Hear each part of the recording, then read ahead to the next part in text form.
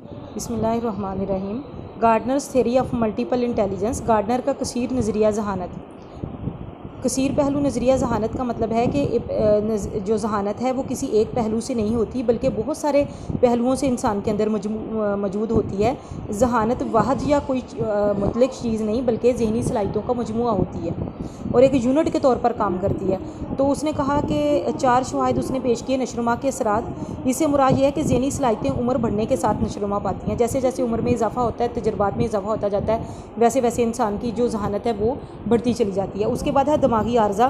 दिमाग में कोई तकलीफ़ या मसला हो जाए, चोट लग जाए या दिमागी आर्जा लाहक हो जाए तो आमतौर पर जहानत का मुकम्मल ख़ात्मा नहीं होता बल्कि ज़हनी सलाहियतें जो है वो मुतासिर हो जाती हैं। और इसके बाद है इनहराफी मिसालें। गार्डनर का ख्याल है कि जहानती इकाइयों की तादाद मुख्तलिफ लोगों में मुख्तलिफ होती है।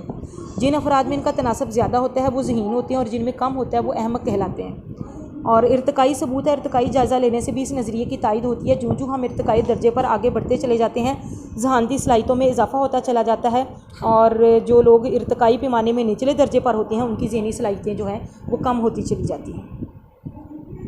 उसके बाद गार्डनर ने 7 तरह की जो जहानती फैक्टर्स हैं वो बताए हैं। सबसे पहले है लफ्ज़ी जहानत।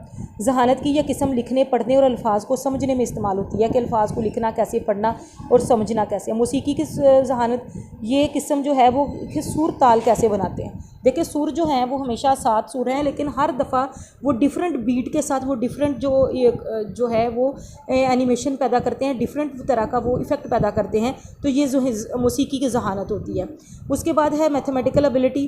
अदाद की जमा, तफरीक, रियाजी की फ़हम, हिसाबदानी और मंतिक, लॉजिकल, जिसको हम अलजबरा कहते हैं, फ़िज़िक्स के जो न्यूमेरिकल्स होते हैं उन चीज़ों को समझना इसमें शामिल होता है। उसके बाद मकानी इदराक की सालत। जहानत की यह किस्म बसरी आर्ट में इस्तेमाल होती है।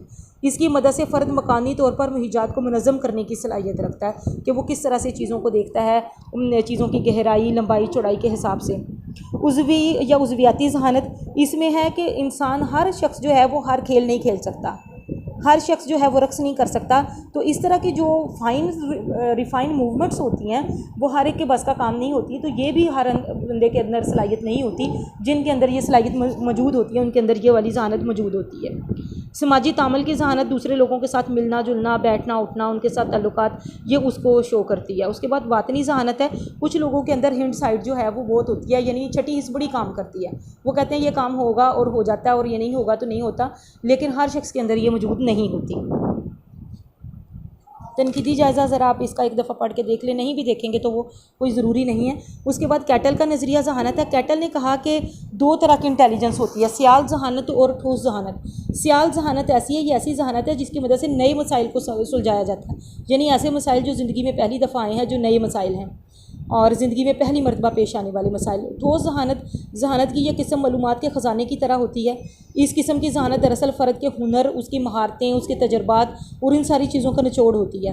कैटल का कहना है कि जहानत की ये दोनों किस्म हर शख्स में मौजूद होती हैं, लेकिन बुढ़ापे में जो होता है वो फ्लूइड इंटेलिजेंस जो है वो ज़्यादा नहीं काम करती, उसका इन्हितात शुरू हो जाता है क्योंकि जो बुज़ुर्ग होते हैं वो नए तजर्बात करने से, लोगों के साथ नए एक्सपीरियंसेस बनाने से डरते हैं और ये नौजवानों में ज़्यादा होती है। और ठोस जहानत जो है वो अपनी जगह पर मौजूद रहती है।